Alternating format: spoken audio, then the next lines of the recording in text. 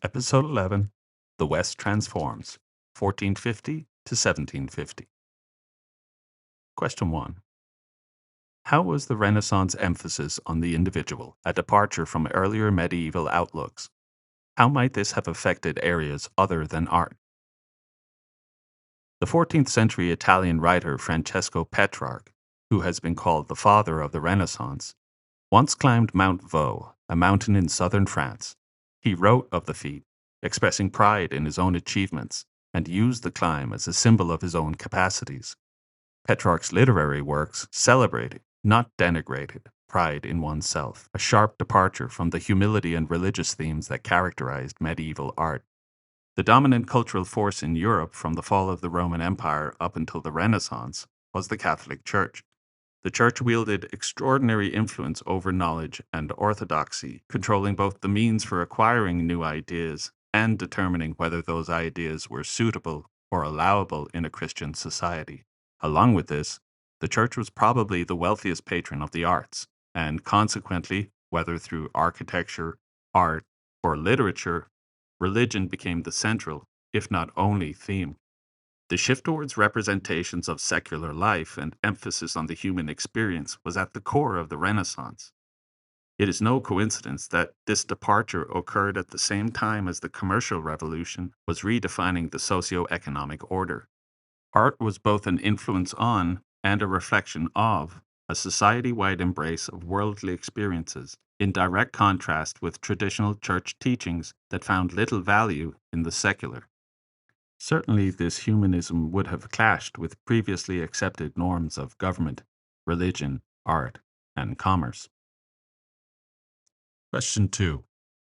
How might the printing press and the growth of literacy that it fueled have accelerated the end of the medieval era and the birth of the modern era?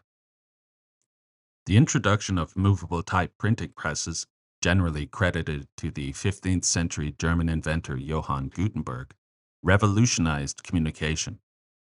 Previously, European literacy was quite limited, with the clergy fluent in ecclesiastical Latin but little else, an aristocratic class that generally viewed literacy as unnecessary, and a peasant class that was almost entirely illiterate. Significantly, literacy was highest among urban elites whose professions benefited from record keeping, contracts, etc. The printing press had a modest impact on overall literacy, as printed books, though a fraction of the cost of a handwritten book, still remained prohibitively expensive to lower classes. The social class that benefited the most from the printing press was the bourgeois middle class. Literacy is one thing, access to books was a whole other challenge. Before the printing press, the literate middle class had limited access to cost-prohibitive manuscripts. Large book collections could be found only in the church or in the homes of the very wealthiest individuals. So while the printing press did not trigger a society-wide literacy upswell, it did cause a proliferation of reading material. Bibles written in the vernacular, pamphlets espousing a particular viewpoint on oftentimes church doctrine, and occasionally a work of literature or poetry, were suddenly affordable for and available to the literate urban elite. Thus, the impact of the printing press is better understood in terms of communication rather than literacy. There would not be top-to-bottom literacy in the West until the 19th and 20th centuries, but the relatively cheap printed books and pamphlets, facilitated by relatively new paper-making techniques, allowed for the rapid dissemination and preservation of commentary and criticism. Whereas the teachings of Jan Hus and John Wycliffe withered under the communications limitations of their time, the ability to have inexpensive religious debates over great distances gave intellectual phenomena a continent-wide impact. The printing press unquestioningly was a factor leading to the Protestant Revolution of the 16th century. The rapid accumulation of knowledge would be a threat to many groups, the Catholic Church among them, and would be one of the reasons why commerce and banking, and later industry, would eclipse aristocratic land ownership as the dominant socio-economic forces. Question 3. The Protestant Reformation was nominally a religious movement, but what were the political implications of it? Underpinning the logic of feudalism is that aristocratic privilege was divinely granted. Additionally, in a world where people very literally interpreted the Bible and other religious texts, the idea of sin and sinfulness was abhorrent. Thus, were an aristocrat to be seen as having been spurned by God, they would lose an enormous amount of legitimacy in the eyes of their subjects. As the sole arbiter of God's will on earth, this gave the Catholic Church an outsized political power. Though there were many controversies and conflicts prior to the Protestant Revolution, kings and states of Europe had little choice but to defer to the Church's authority. Unsurprisingly, there were many states that chafed under the spiritual and therefore secular supervision of the Church, but who had no alternative. Martin Luther's 95 Theses and the Protestant Reformation that followed would provide that alternative. Now, not only could a political power claim piety while at the same time criticizing the Catholic Church, but it could also act against the Church politically. This benefit, as it turns out, for Northern European states, meant that Luther himself and the ideas of the Reformation had a political backing that Wycliffe and Hus did not. The differing fortunes of Wycliffe and Hus on one side, and Luther on the other, is proof that the absence or presence of political patrons is just as important for the success of a religious movement as are theological arguments. Question 4. How might the 30 Years' War and the Treaty of Westphalia have spurred the development of national identities? The 30 Years' War, 1618 to 1648, was a breakdown of the old order that had characterized the balance of power in Europe for centuries. It was a massive, destructive conflict fought mainly in Central Europe, but which involved nearly every great power in Europe. It began as a religious war between Catholics and Protestants, but devolved into a geopolitical war about power and territory. On the Catholic side were Habsburg, Austria, and Spain, and on the Protestant side were Sweden and the Dutch Republic. Eventually, France, a Catholic state, would enter the war against the Habsburg, evidence that the central conflict of the war was likely not religious. It shattered the illusion of a united Christendom, a Europe unified under the umbrella faith of Christianity. The war showed that religious identity was no longer the sole organizing principle of political life, and that princes and peoples alike increasingly thought in terms of interests, territories, and sovereignties, not just faith. The Treaty of Westphalia, 1648, fundamentally reconfigured not only the borders of Europe, but also the rules of statehood. It recognized the sovereignty of over 300 German princes, granting each the right to determine his territory's religion and diplomacy.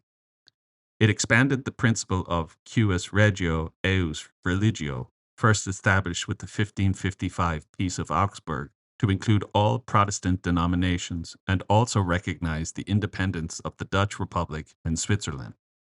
Finally, it marked the diminished papal influence on European politics, ignoring the Vatican's objections to the treaty's provisions. The treaty defined many of what we would today consider to be the characteristics of a nation or country. It legitimized the idea that states were political entities in their own right, not subordinates of universal empires like the Holy Roman Empire or supranational religions like the Catholic Church.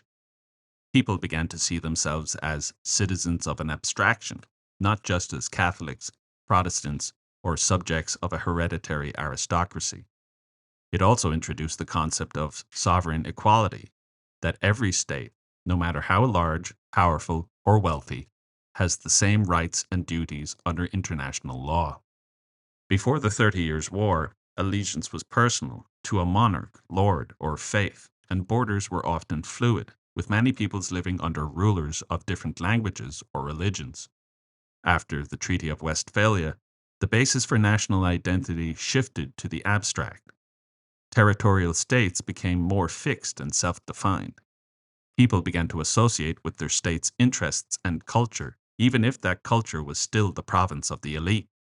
The day-to-day life of a European peasant went largely unaltered, even with a change in monarch. and so there wasn't an inherent loyalty to one flag or another. But when nationality became attached to geography and culture, there was now a consistent reference point upon which to base their political identity. The war also had more subtle effects on the development of a national consciousness. The war had killed an estimated one-third of the German population through a combination of famine, plague, and destruction. Out of this chaos grew a recognition of the need for order, stability, and local control, as opposed to rule by a distant, disinterested emperor. People began to value rulers and laws that were particular to their shared needs. In literature and art, a sense of homeland and shared suffering began to emerge, providing the emotional basis for later nationalism. Ultimately, the 30 Years' War shattered the conception of a Europe united under Christianity, and the Treaty of Westphalia replaced it with a Europe of independent, sovereign territorial states, each with its own prerogatives. Question 5.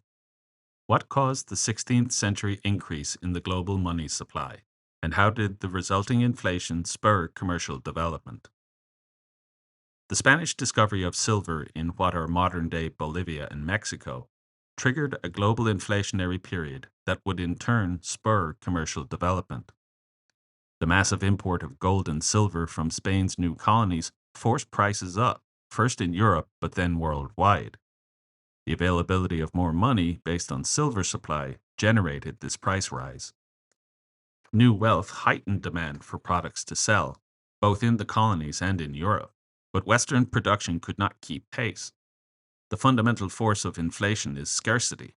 If the supply of something is not enough to meet demand, then the price of that item will go up.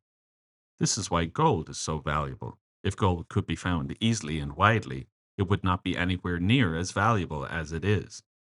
Inflation encouraged merchants to take new risks, for borrowing was cheap when money was losing its value.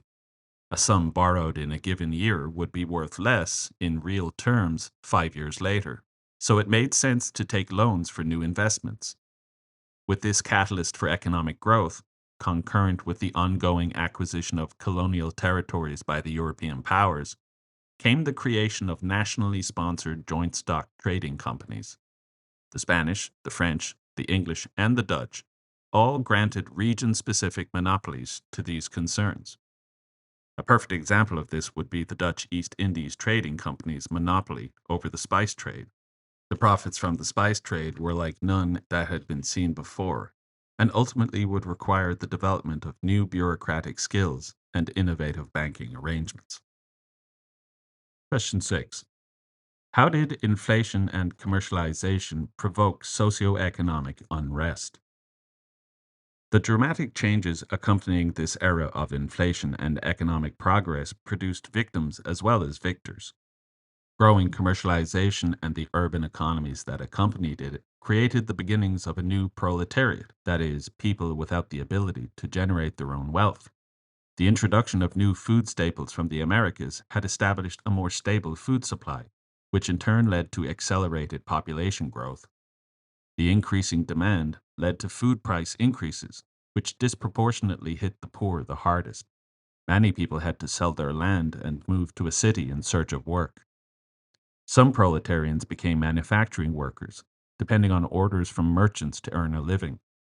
Others became paid laborers on agricultural estates, where landlords were happy to have a more manipulable workforce to take advantage of business opportunities in the cities. The quote-unquote serf was no longer bound to the land. Across Europe, economically displaced peoples crammed into cities ill-equipped for the influx. A growing problem of beggars and wandering poor, and closely related banditry, began to affect Western society. By severing the people's connection to the land and diverting them into mostly urban manufacturing wage work, this inflationary period had the consequence of creating a large urban population whose economic fortunes are tied to commerce as opposed to agriculture. If a farmer is hungry because drought caused the crops to fail, he cannot very well protest against the weather. But if an urban worker is paid less or not at all, the reasons can seem capricious. All of this adds up to a growing urban population that accurately sees their economic fortunes tied not to their own labor or the vagaries of the weather, but to the apparent whims of an ownership class.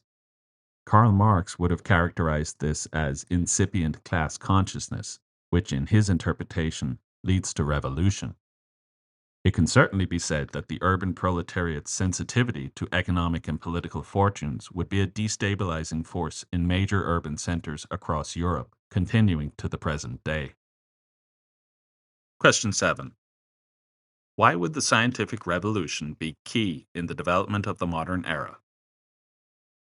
The scientific revolution unfolded quietly beginning in the 16th century, particularly in the field of astronomy.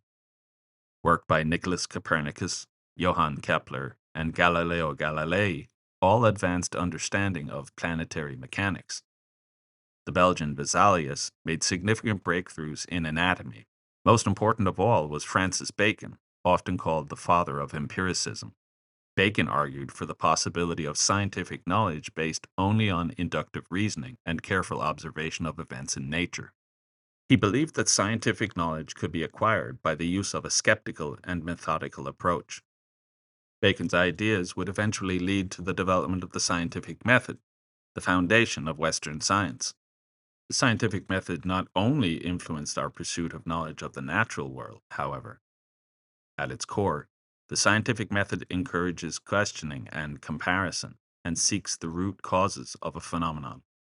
When later political philosophers applied these principles in their examination of social constructs, the resulting movement would be the Enlightenment, the basis for modern political theory. Question 8. How might gunpowder have contributed to the decline of feudalism? First introduced to Europe via the Mongols in the 13th century, by the 15th century, gunpowder weapons such as firearms and artillery were proving decisive on the battlefield and in sieges. The Ottoman capture of Constantinople is an early example of the effectiveness of artillery in siege breaking. A massive custom-made cannon employed by the forces of Mehmet II proved decisive in destroying the multiple walls protecting the city. The logic of feudalism rested on a few key military assumptions. Lords and vassals provided armed service in return for land. Castles and fortified towns provided nearly impregnable defenses. Warfare was decentralized, with each noble maintaining his own armed retinue. Gunpowder challenged all three pillars. Beginning in the 14th and 15th centuries, the development of larger and more powerful cannons made thick stone walls obsolete.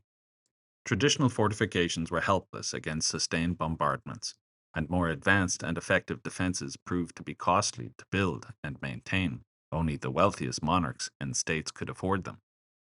The regional nobles' private fortresses became militarily irrelevant, and thus the logic underpinning feudalism, that a subject pays through labor for the lord's protection, collapses. Power shifted from castles to capitals, from regional nobles to monarchs, from decentralized to centralized political authority. Firearms made heavily armored knights obsolete. Even before the introduction of gunpowder, the limitations of heavy cavalry were being exposed.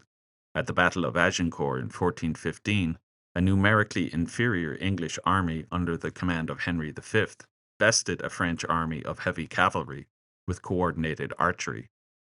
Effective armies now needed disciplined infantrymen, not knights on horseback, and central organization and pay, not feudal obligation. The feudal military system, land in exchange for service, gave way to standing salaried armies controlled by the state. Aristocratic classes now met their obligations to the state through direct payment of taxes, further transferring regional power to a centralized authority. Gunpowder alone didn't cause feudalism's collapse, but it did accelerate trends that had already been underway: urbanization, commerce, and state centralization. Additionally, it must be pointed out, feudalism intensified in Eastern Europe and Russia, which would have profound consequences in later centuries. But broadly speaking, gunpowder warfare made feudal military service obsolete, eroding the practical foundation of the system. Gunpowder weapons broke the castle, rendered the knight obsolete, and bankrupted the feudal lord, handing power to kings, treasuries, and standing armies. Question 9.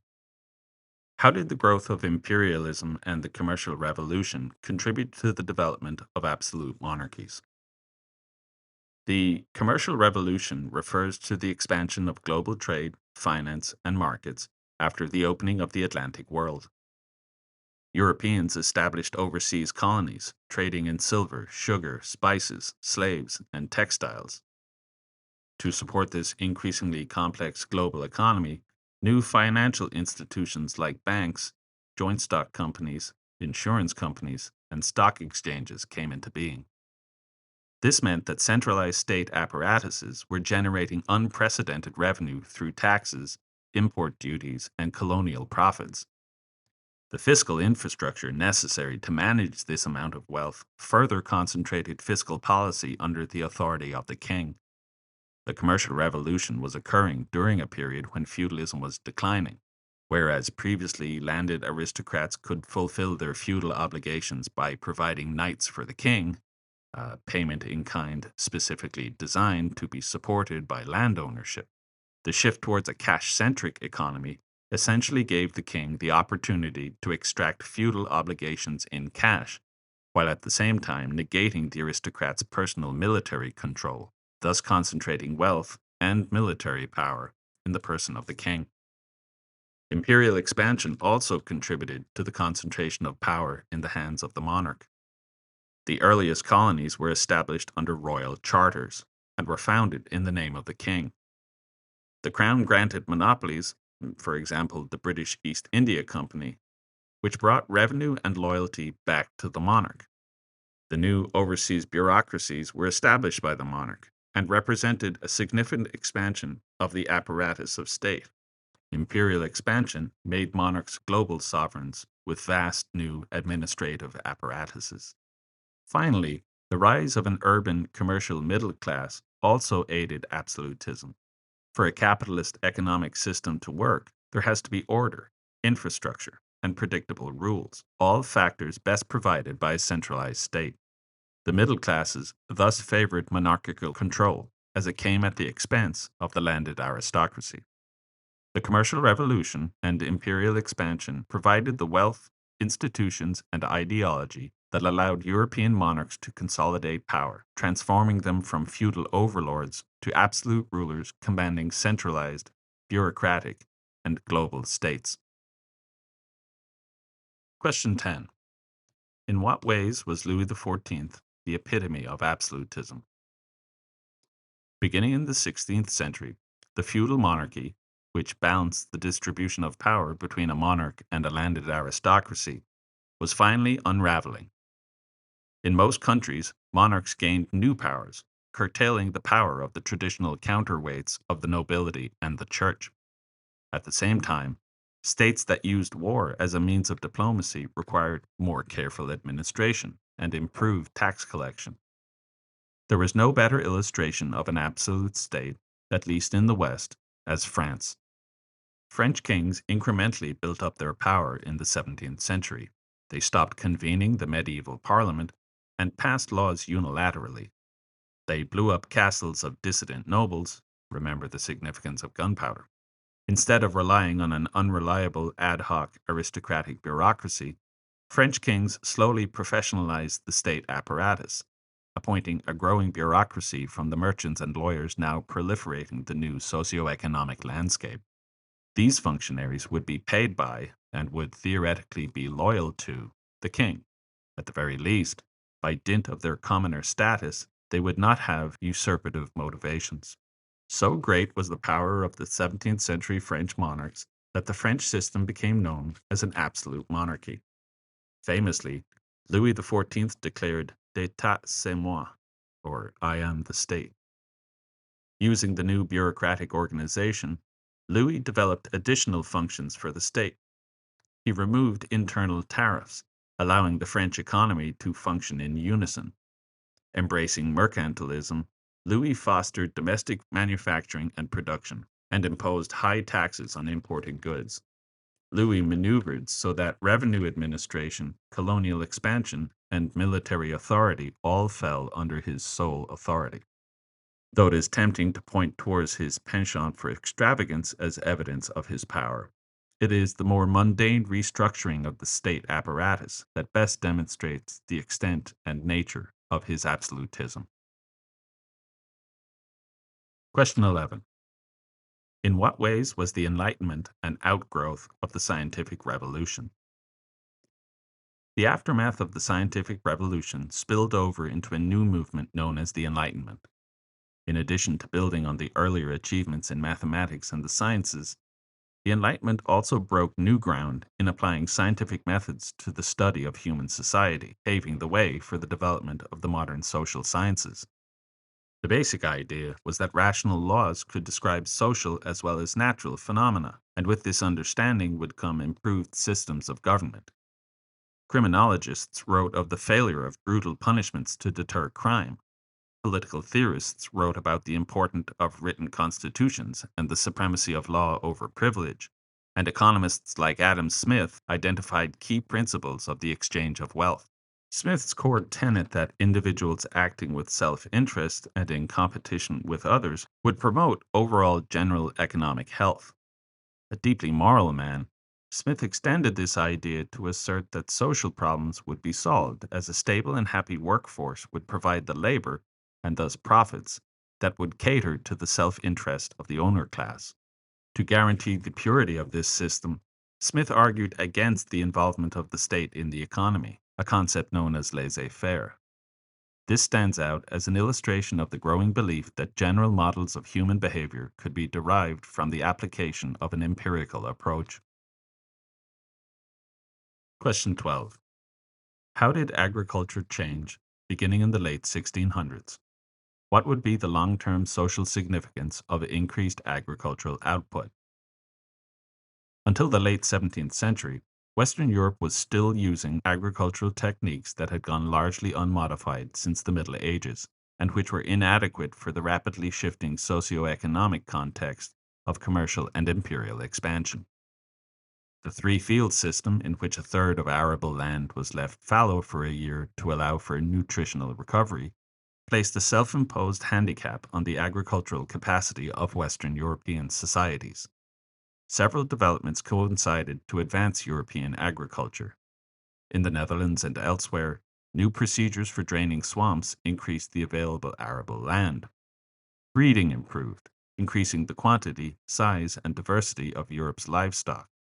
And the introduction of techniques such as the seed drill and the use of scythes rather than sickles increased productivity.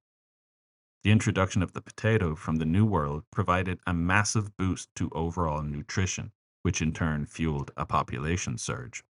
So two things were happening at once. Agricultural efficiency and the introduction of the potato boosted food yields. More food meant healthier people, which in turn means a larger population. But because less people are needed in the farm fields, this meant that there was a labor surplus.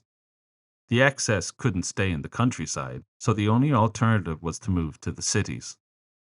The overcrowding of cities ill-equipped to handle such numbers produced appalling living conditions, but in the long term, this concentration of the labor pool in an urban setting was a necessary precursor to the socio-economic bomb blast that was just around the corner, the Industrial Revolution.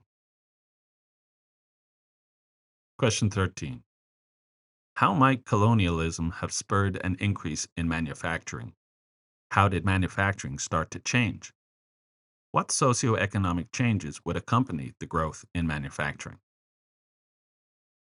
The prevailing economic philosophy of the colonial era was mercantilism, in which a colony provides raw materials to the mother country in exchange for manufactured goods.